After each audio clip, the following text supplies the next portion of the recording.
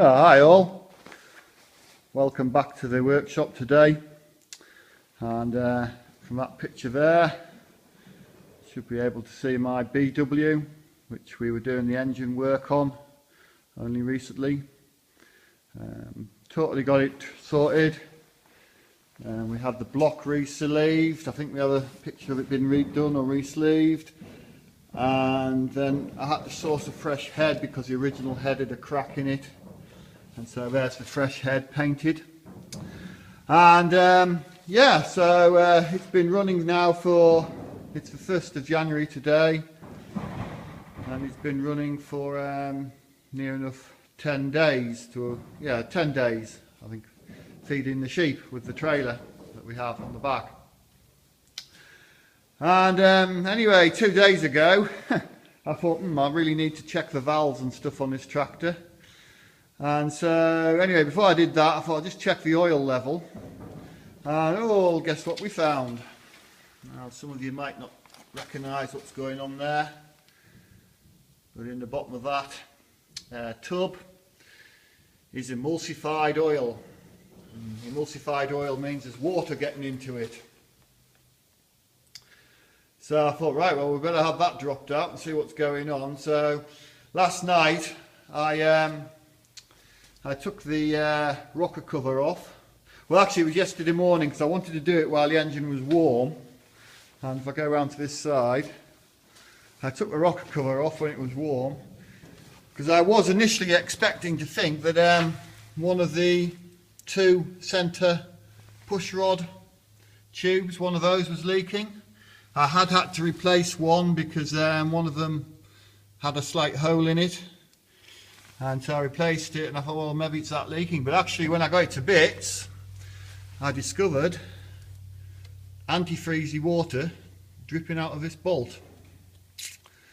And now, I think I've maybe mentioned in the past that those studs that these nuts go onto screw into the block at the back here. But they're not a bottomed hole, so they go straight through into the block. So when you build them up, you've got to build them up with some form of sealant, such as Loctite. Don't know. They all definitely got Loctite on, so why this one decided to start leaking, I don't know. But anyway, so I managed to get the stud out without too much damage, because I thought I didn't want to have to take the head off. And we got the stud out and cleaned all the threads up, re-Loctited it, put it back in.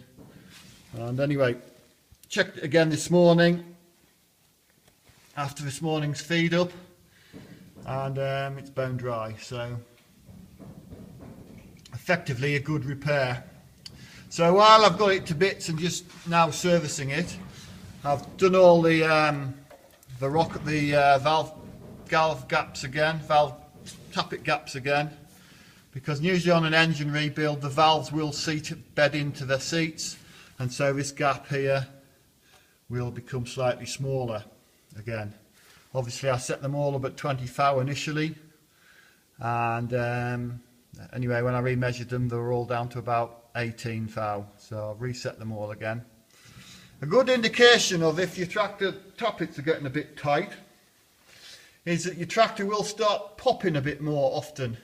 I know they pop quite regular, but if you're finding when you're driving it that it just sounds like it's popping more than it should, it's probably because with the gap nearly enough closed up too, that the timing's all slightly out in relation to the magneto, and so it's, you get that second spark on an exhaust stroke. On an exhaust, when the exhaust valves are opening, that's where your popping comes from, the exhaust.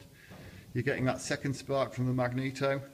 And if the timings are all just slightly out, because the valve gap, the tappet gap is slightly small, you will find you'll hear it pop more often. So that's a good indicator. And when I do these valves, tappets, obviously I put my feeler gauge in the between the top of the, what's my hand there, top of the valve and the tappet end, like that. And a good way to feel it, because when you read about setting valves up, they always have a nice slidey fit and all the rest of it. Well, everybody's idea of what a slidey fit should be is different. So what I find is that if you can just turn the push rod without any discerning sort of movement this way, then you're not a million miles away. As long as your feeler gauges are in there, it's pretty well going to be okay.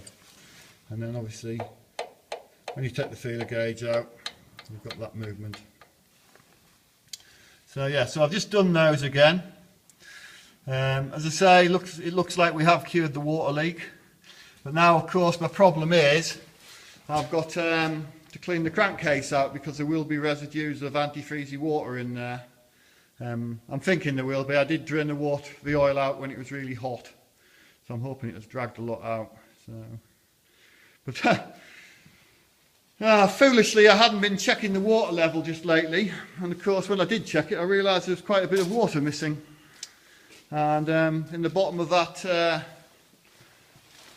white bucket there, I reckon there's a good litre of water in there. But I don't think it's taken any hurt.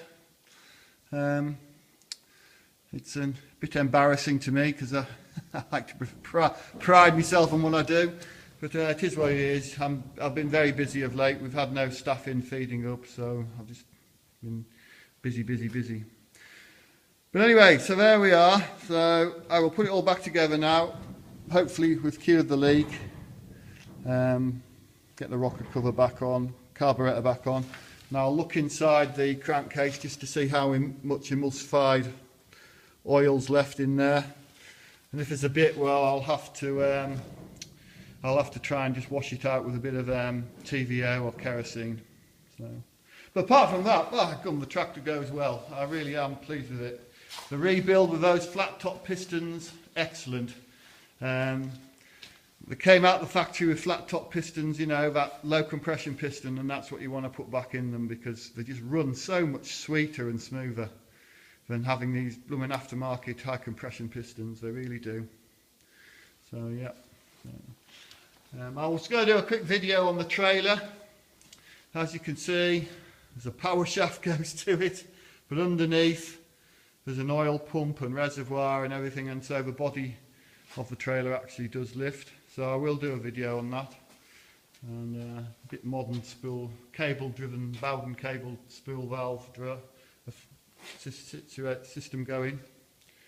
So yeah. Okay then. Anyway, that's where we are with the old BW. Back up and running now. Excellent. Alright then. Oh, Happy New Year to everyone. Thank you. Bye.